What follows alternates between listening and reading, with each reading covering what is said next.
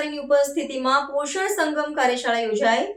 કુપોષણ નાબૂદી માટે તંત્ર સજ્જ। ગુજરાતના ડાંગ જિલ્લામાં હવા ખાતે પોષણ સંગમ કાર્યક્રમ અંતર્ગત એક વિશેષ કાર્યશાળા સંપન્ન થઈ હતી, જેમાં જિલ્લા વિકાસ અધિકારી કે.એસ. વસાવાએ મુખ્ય અતિથિ તરીકે હાજરી આપી હતી।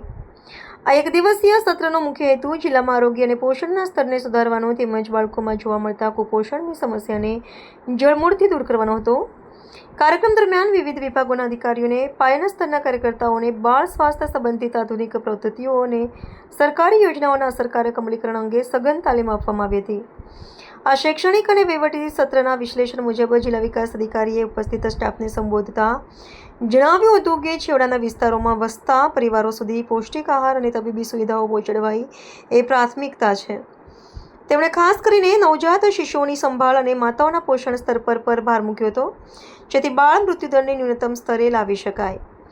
આ કાર્યશાળામાં આંગણવાડી કાર્યકર્તાઓ અને આરોગ્ય કર્મચારીઓને કુપોષિત બાળકોની ઓળખ કરી તેમને વિશિષ્ટ સારવાર પૂરી પાડવા માટેની વ્યૂહરચના સમજાવવામાં આવી હતી।